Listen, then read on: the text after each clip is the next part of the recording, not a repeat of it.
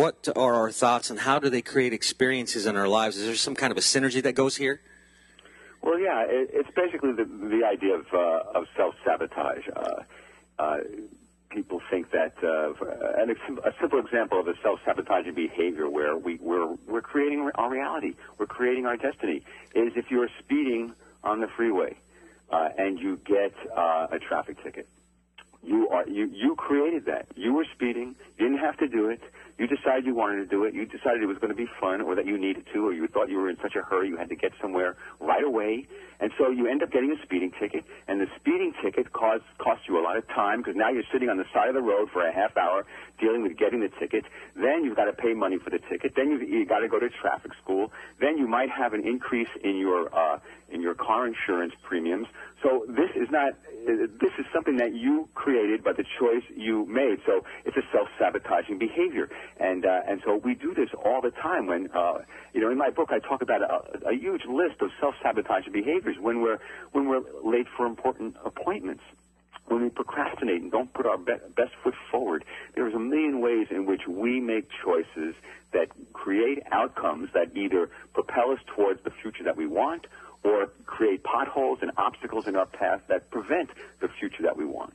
That was one of my questions coming up. You kind of jumped the gun on me here, but this is interesting because I noticed that you do write a lot about being on time and keeping commitments. Is this because creating solid behaviors reinforce new habits subconsciously that you write so much about this? Yeah, it's really important that people be aware of the basics of their choices, the being late for appointments and not calling people back or not calling people back in a timely fashion. These are little things that people kind of take for granted. Well, it's okay if I'm late, people will understand, or so what if I don't call them back, or if I wait 2 or 3 weeks. But the point is, the world is a ripple effect. The world has synchronicities and interconnections of people and circumstances. The law of attraction gets into that concept. So if you are late for an appointment, for example, you're sending a message ultimately to the other person that you really don't respect them that much. You really don't care about their needs. And you're also putting forth the idea that you don't respect yourself very much, because basically if you say I'm going to be somewhere at a certain time or place, you're making a commitment. You're making a contract. And then if you don't show up on time, it's a form of disrespect, and it's a breaking of the contract. It's a breaking of your word. Your word is no longer your bond, and it's not a small thing. Now, in most cases, people get away with it, and it doesn't necessarily have these huge repercussions. But there are a lot of situations where these things build up. People develop a reputation for being late, and this impacts on personal relationships, on business relationships. It creates resentments. It creates resistance on the part of other people to not want to cooperate with you. So in general, you really want to have a sense of integrity about yourself. And this also speaks to the idea of self-loathing. When you're late for appointments, when you disrespect other people and you disrespect yourself, you don't like yourself for it.